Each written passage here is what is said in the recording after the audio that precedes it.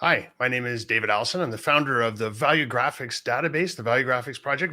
Wrote this new book called The Death of Demographics. We're going to talk about that a bunch. And the best advice I ever got was to figure out what makes you uniquely you, and then go out there into the world and be the most extreme version of yourself that you can possibly be. So there you have it. I love that advice. I love that advice. And the book is great too, by the way. So, David, we're going to talk about the book, but first, you got to tell me about that advice. Who gave you that advice? Because that's awesome. It's all name droppy if I tell you who gave me that Oh, advice. come on. Okay. So one of my best friends up here in Vancouver, Canada, is Douglas Copeland, author of Generation X, and Doug and I like to have a drink every now and then, and or maybe more than one, and maybe more than two, and we get into talking about life. And yeah, he told me that I was in a particularly down place at one point. I'm just trying to figure out, what's the secret to being happy, and well, what's the best way to live your life. And he said, David, it's very, very simple. Just there's something about you that makes you uniquely you. Figure out what that is, and then go out there and be the biggest, craziest, wildest version of that, and you'll be happy. And I think that's a good piece of advice for anybody, no matter who it came from. Yeah, no, that is great advice. I love that. And that really is ultimately what we all want and who we all are. So, with that, what do you think holds us back from actually doing that, David? Is it shame? Is it embarrassment? Is it that we haven't heard that advice? What do you think? That's a really good question. I think that a lot of us spend our lives being a version of ourselves that we think we're supposed to be, instead of a version of ourselves that's true to who we really are on the inside. And it's actually a nice segue into the work that we do with the Valuegraphics project and the Valuegraphics database, because Valuegraphics are all about figuring out who people are on the inside, who they really are, not who they demographically are, because nobody acts their age. Gender doesn't dictate what we do. Just because you have a PhD doesn't mean you're any different than before you had a PhD. All of those demographic markers are a lousy way for us to try and understand people, including ourselves. So we don't have much practice with this. We don't have a whole lot of practice figuring out who we really, truly are, let alone with ourselves, let alone with target audiences and groups of people that we're trying to understand and inspire and motivate. Yeah, I think that's true too. And you caught me. That was absolutely my segue because that is it, right? But that's it, right? That's it, man. The values are what matters. It's what's inside, not what outside that matters. I mean, the fact that I wear white glasses, the only thing you can surmise is that I probably have a vision impairment. That's about it, right? There's Yeah. nothing else there. Now, that being said, you could say, well, heck, it matches your logo. So maybe you really like those white glasses, but there's not much. I mean, there's not much more there. Am No. I getting this or what? You're getting it entirely. I mean, so we've done 750,000, getting close to a million actually, surveys around the world now, in 152 languages across 180 countries. And we've measured what people actually care about deep inside their hearts, what their values are that drive everything that they do, as well as wants and needs and expectations and all these other things that are about the human condition. And what's fascinating about this database is the way it's built. If there's a data geek listening today, it's called a random stratified statistically representative sample of the population of planet Earth. A random strat rep like this has never been built before. It's enormous. Just building a small random strat rep is a big deal. Building one that's accurate for the entire planet is just like statisticians light their hair on fire and run to the room when I tell them what we've done.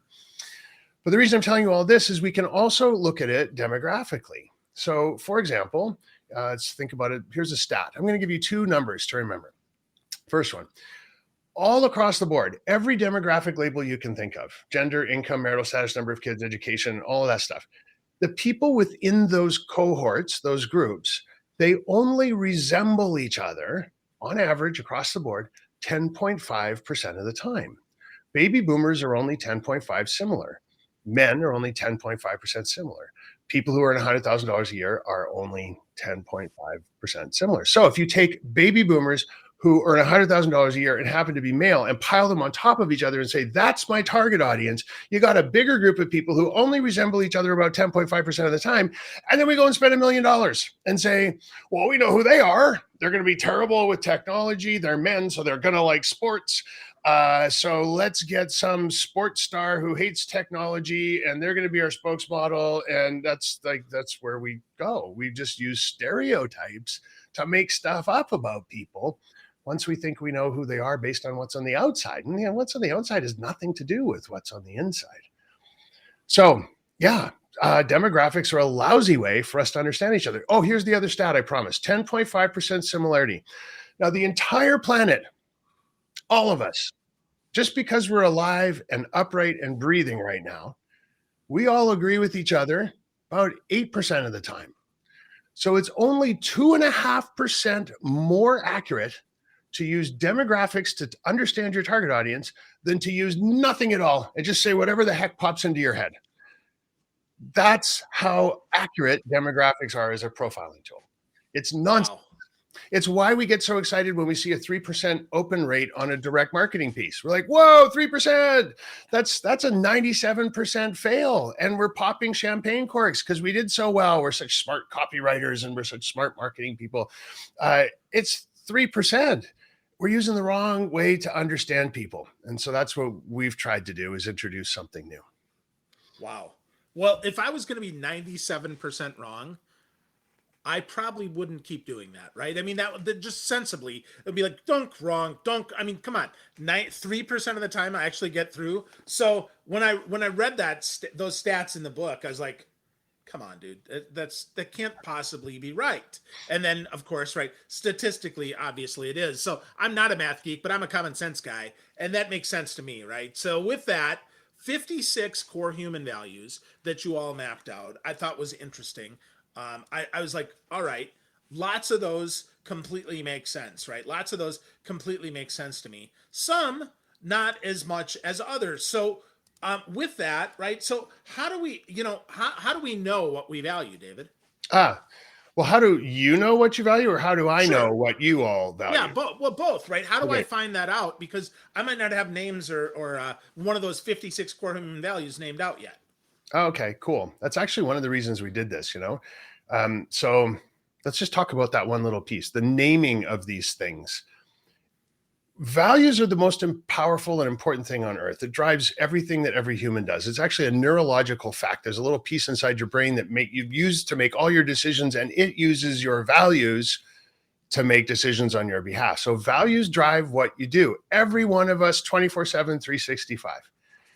But here's the way we've been dealing with them so far. It's through business poetry, I call it. We sit around in a room and we go, the values of our people are about collaboration. We all like that word? Yeah, it's a good word. And environmentalism, of course. Or should it be sustainability? I don't know. I think environmentalism sounds better. And we have these conversations and we come up with a list of values. It's business poetry is what it is. They're the most powerful force on earth, driving everything that everyone does. And we're using these kind of subjective conversations about pretty words as a way to figure out how to do something with these things. So that's kind of nonsense. And what was your question? I went down a hole. How do we find? No. Well, no, that's a good start. Oh, how do we know what the values are? Yeah, how do we find them? So scientists around the world, when they all talk, regardless of what language they speak, when they talk about a butterfly, they know that the name for butterfly is Lepidoptera. That's the scientific name for the butterfly family. And it's not a moth. It's a butterfly. It's a Lepidoptera. We need a set of values words that we all use, so that when you're trying to say that joy is one of your biggest values, and I'm trying to say it's happiness, we know whether we're talking about the same thing or not. We need a standardized set of words. So that was job one. We went out and talked to these 750, getting close to 1 million people, asked them all these questions, not about their values, but about their life, about what makes them happy, what makes them sad, what keeps them up at night, what are all these questions about all these 10 different thematic clusters of questions, in fact. And we listened really hard, and we saw patterns in the noise, and we were able to take all that data and kind of dump it out on the dining room table and go, wow, this sorts into 56 piles. Now, that pile over there, think about it like Halloween candy, right? You dump the bag of Halloween candy your kid brings home, and there's the chocolate bar pile and the box of, there's the lollipops and the bubble gum. Well, we found 56 piles in the data, and each one has a name now. But within each of them, there's multiple variations. So that pile of chocolate bars, they're not all the same chocolate bar. So we have a pile called belonging. And all the ways that people all around the world talked about how they like to fit in and what it takes for them to feel like they fit in, and what does belonging mean to them? There's 912 kinds of belonging in the belonging pile. And we have a code for every one of them. So when we work with a client, we say to them, belonging is really important for your target audience. And this is exactly what they mean when they talk about belonging. It's this code. So there's actually more than 8,000 codes for the way that the 56 values show up in our lives. So now we have this set of 56 values. We did not come into this with an idea about what they were going to be. The data told us, you told us, 750, close to 1 million people told us what the values were going to be. So now we have a common language, a common taxonomy, if you will, and we have a way to profile people and say, well, gosh, the people who are in that particular target audience who are going to grab something here, who are going to buy this kind of lipsil for chapped lips next week in the United States, those folks, the reason they're making that decision, because remember, it's our values that drive us to make every decision we make. The values they have in common that are making them like that kind of lipsil instead of this kind of lip balm are like this. And the ones that like this lip balm are like that. And so if you're the guy who runs marketing and sales for this lip balm, you know how you got to talk to them now. It's not about health and well-being. It's about social standing. What if it was social standing for lip balm? You'd need to make this out of a platinum container and call it Louis Vuitton lip balm and sell it for 4 times the price of regular lip balm, and not in drugstores, because people who are buying social status items don't want to buy them in drugstores. They want to buy them in high-end pharmacies or something that's more in keeping with the social standing that they're looking for in the products that they buy. And the people who are interested in this one, what if they were health and well-being folks? That was one of their primary drivers that was pushing them towards this. Well, then you double down as the people behind this lip balm, and you'd say, okay, let's put some vitamins in there. Some vitamins that soak in through your lips when you put this stuff on. And let's make it out of 100%, sustainably harvested, whatever you make lip balm, gunk, whatever the gunk is. And let's make a percentage of the proceeds are going to go to kids in sports, because health and well-being. So you start to understand the differences here.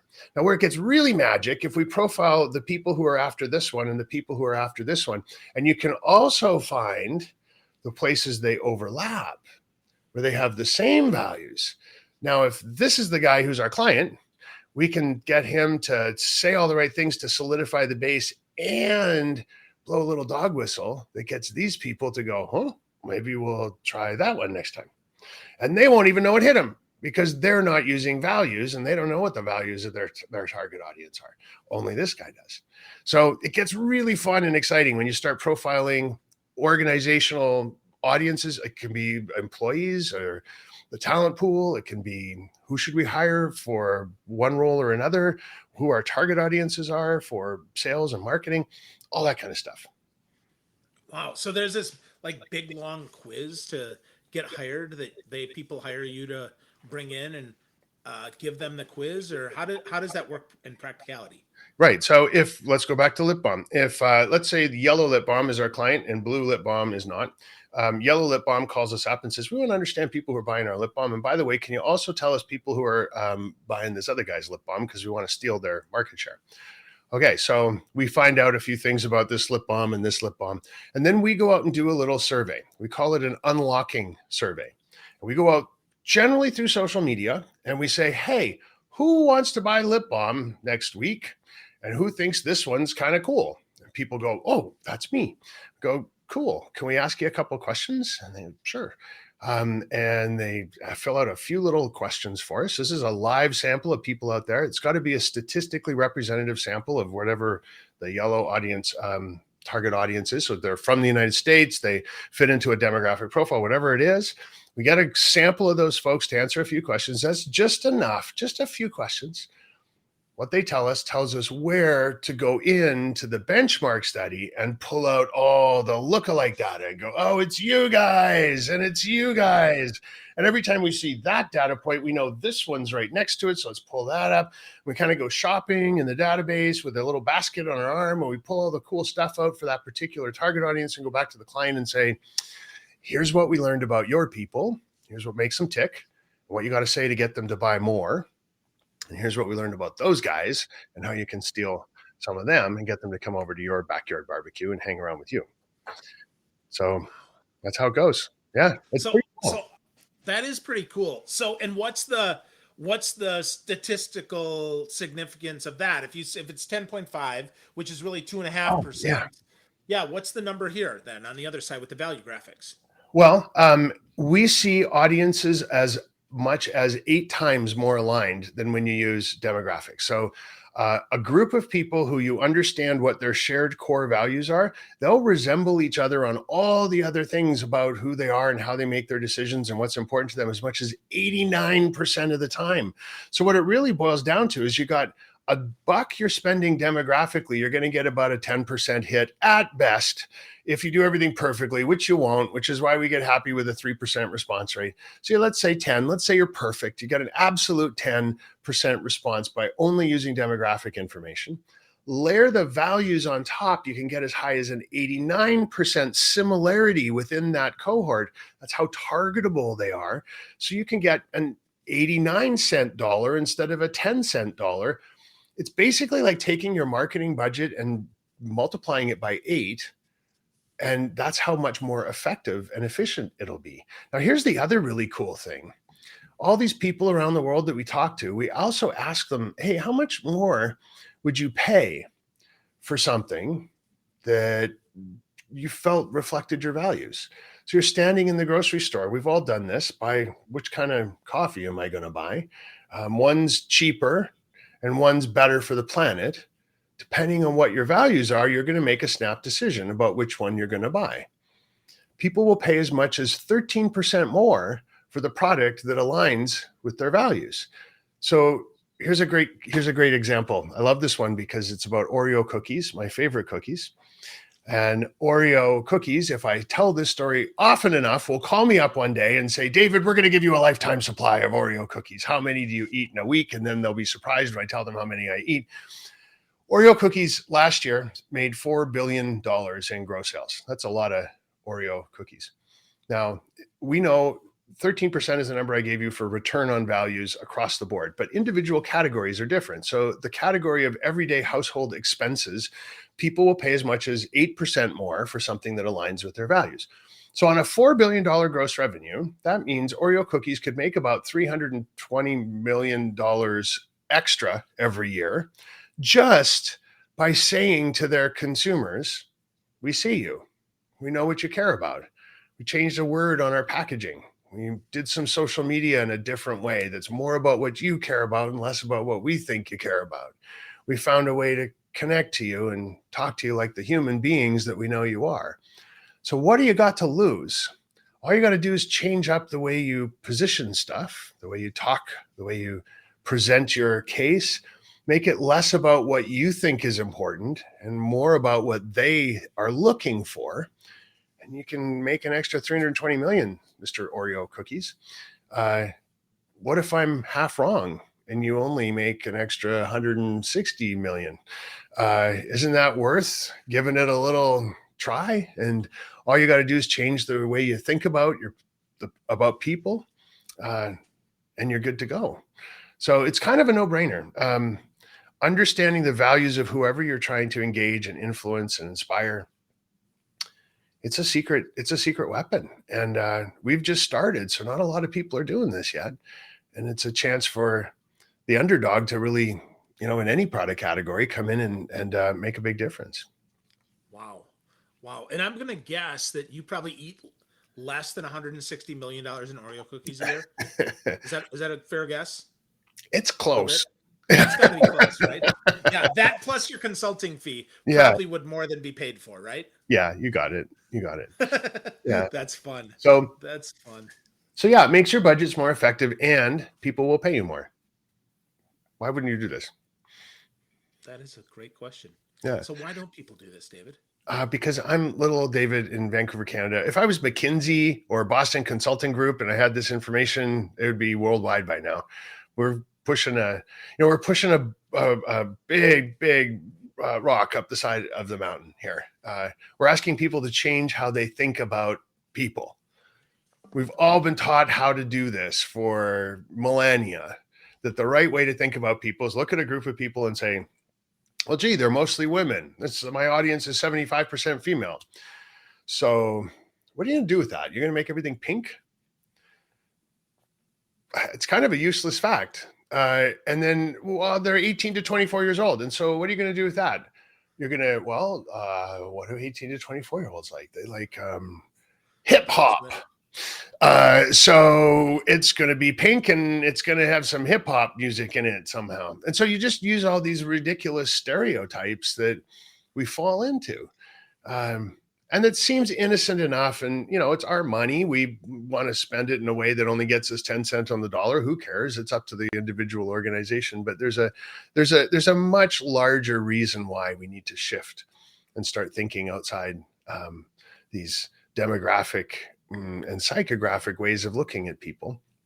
That's because when we keep doing that, when we keep saying to each other in our boardrooms around the world that the right way to think about people is to decide whether they're male or female, rich or poor, young or old, gay or straight, black or white, what we're doing is leading ourselves down a road where we have to use stereotypes. And those stereotypes lead to ageism and sexism and racism and homophobia and ...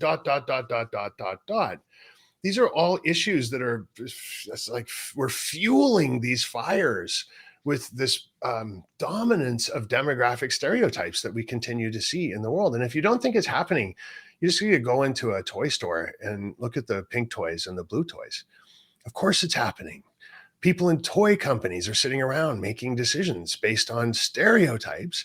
Why are there no toys for girls that are about, I don't know, blue stuff instead of pink stuff? I don't have any kids, so I'm having a hard time thinking about what a toy might be. But it's football, right? Instead of a football player, instead of a doctor, or instead of something, right? And instead of that, right? Because really, a little boy can play football. A little boy can be a doctor. A little girl can play football. A little girl can be can play, right? I mean, any of that, right? There's no. And we get all excited and we like do like the big applause for like Mattel when they come out with astronaut Barbie because finally somebody's doing it's like, okay, yay, good for you, Mattel, but all the other stuff is still very much stereotyped. We'll move into the workplace. You know how hard it is for someone over the age of 45 to get a job? And it's not because of their qualifications, it's because they're 45, which for some reason makes organizations go, no, we don't want we want young people. Well, why do you want young people? Well, because they're young. It's like, okay, cool. So the ageism that's inherent in the workplace and our hiring culture is a direct result of these stereotypes we have in our head about what young people are all about and what old people are all about. There isn't a field of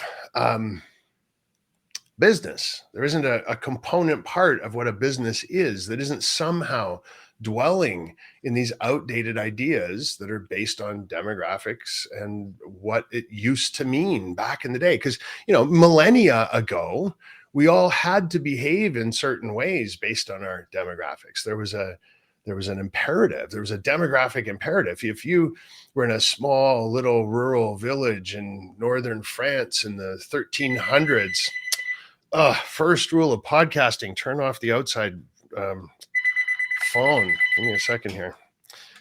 If you're in that little tiny village in the north of France and you're a 13-year-old girl and you hadn't started to make babies, you weren't doing your part. That was your job by that age, to be married and creating a family so that your little village, your little group in this sort of dog eat dog world that you lived in survived. You had to make the next generation. And if you were a young boy, and let's say 13, 14 years old, and you weren't out with a spear, like killing the woolly mammoth and bringing it home for dinner so that people could eat, then you weren't doing your part. So age and gender and income, the rich people in town had a thing to do, and the poor people, they knew what their lot in life was. If you weren't following the demographic rules, society fell apart. Things didn't work. And the guys down the street in the next village would see that that's going on. They come and take over. So you had to, there was no choice. But today, thanks to this leveling influence of technology, we all get to kind of curate our lives however we want.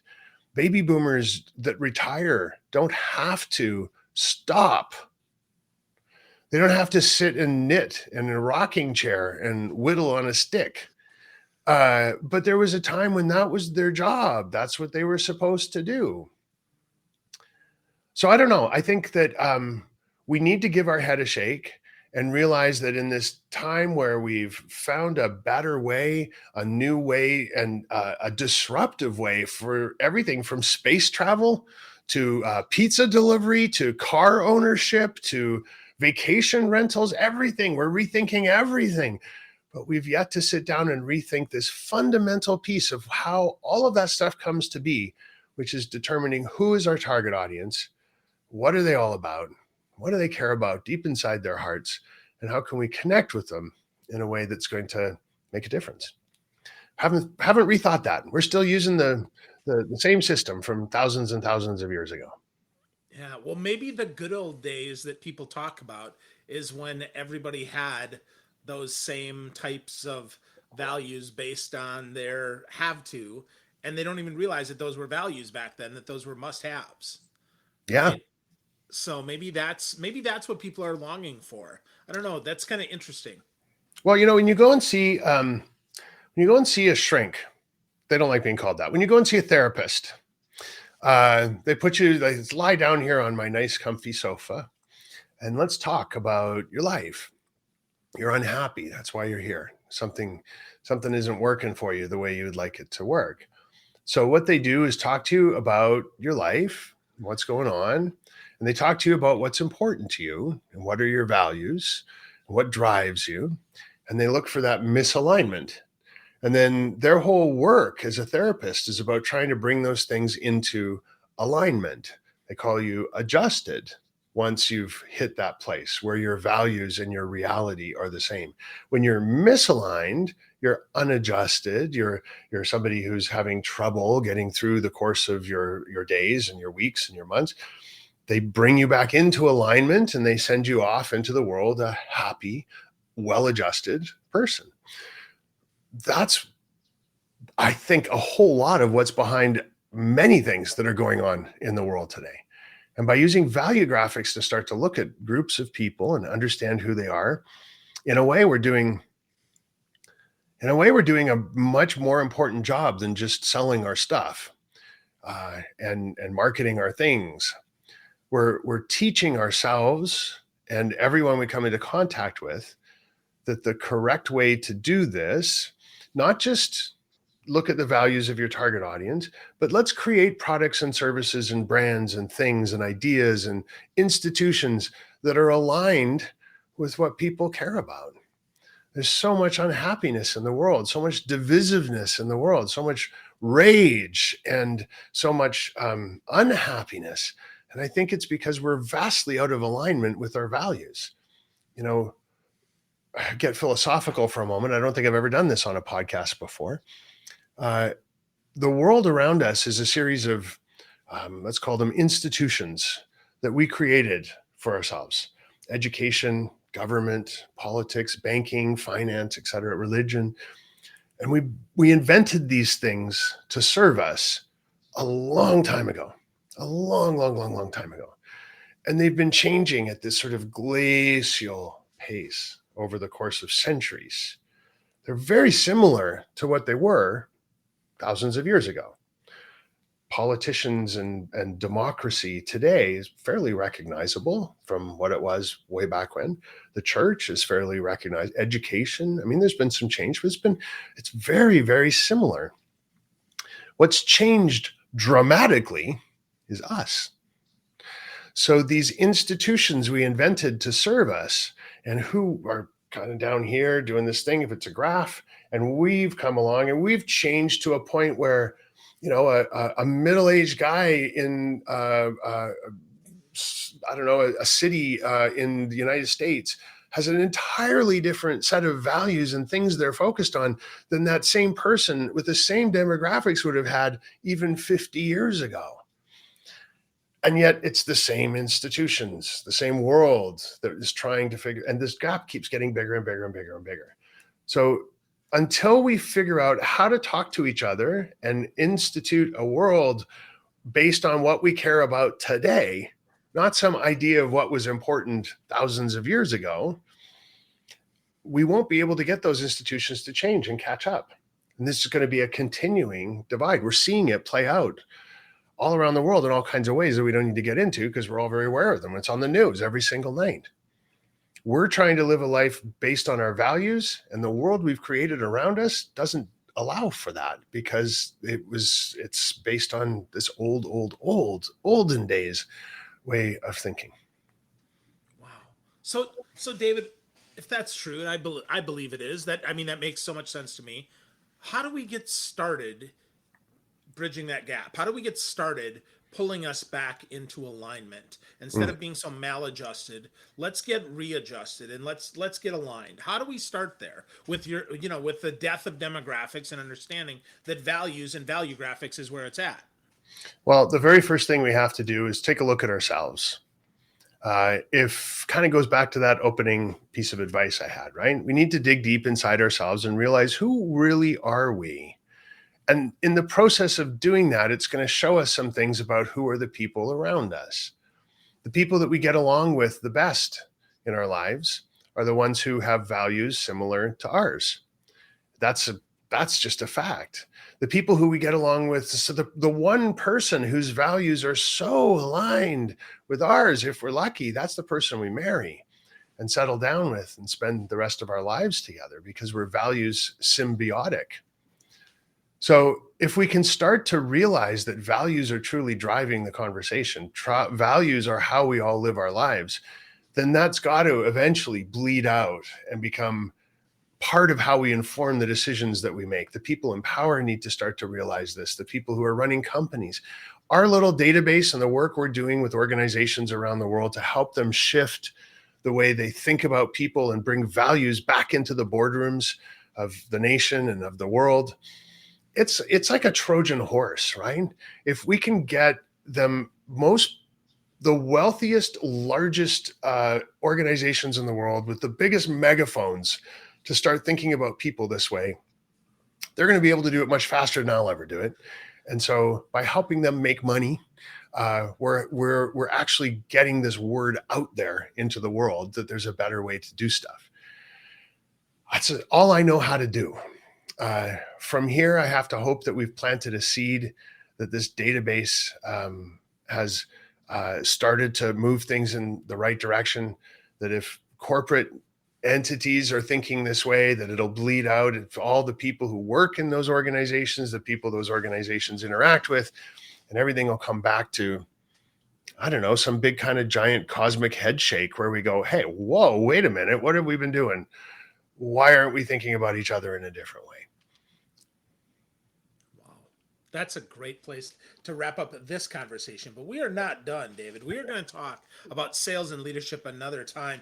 But before we do, though, I want to, folks, David has given away some of his best work for us. He's given us 3 videos to check out and learn more about this. If you go to valuegraphics.com/Phil, just like it sounds, valuegraphics.com/Phil, David's got 3 awesome videos up there for you and some more information on getting connected with him. So I'd encourage you to check that out. But David, if is there like a social media channel if people have questions that they can go to connect with you, or is it best just to go to that website, or what do you think? Yeah, so come to me on LinkedIn. That's where I spend most of my time. I want to double check that URL. I have a feeling it might be valuegraphics.online/Phil, because that's the normal URL that we give away. So if For some reason, the teams managed to figure out how to do it with a .com. That's news to me. I think it's valuegraphics.online/Phil. But I see you giving that a shot there. So LinkedIn is a Oh great no, way to. you're right. You're right. I will fix that. Keep talking. Okay. So Valuegraphics online/Phil. That gets you those 3 videos, just so you know what you're getting. One of them talks to you about how Valuegraphics plays nice with demographics and psychographics. One of them talks about how to tell other people how important values can be, with a little story about 3 friends in an alley at midnight. And the last one gives you 3 questions you can use to start getting to understand the values of the people around you and that you want to understand and influence and engage and motivate. So the 3 think of it like a little crash course in value graphics. But yeah, you can find me on LinkedIn. Valuegraphics.com is where the research company website lives. And then also there's a second website if anyone's interested. I spend a lot of time as a public speaker, and my books, they're all on their own website, which is davidallisoninc.com.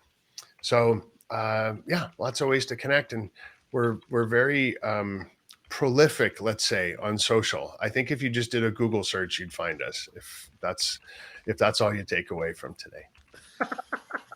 That's fantastic, David. I appreciate all of that very, very much. So valuegraphics.online/Phil, as David kindly corrected me. Thank you for that, David. So we get that right. And then get more connected with David. Either find him on LinkedIn, go to davidallisoninc.com, get to know David Allison. David, this is not our last conversation. I so value all you shared today. I so value you writing this book. This information must get out. There's so much there. We didn't even scratch the surface of what we're going to talk about. So I just want to say thank you, and I can't wait to talk to you again, my friend. Thanks so much. Take care. Absolutely. You too.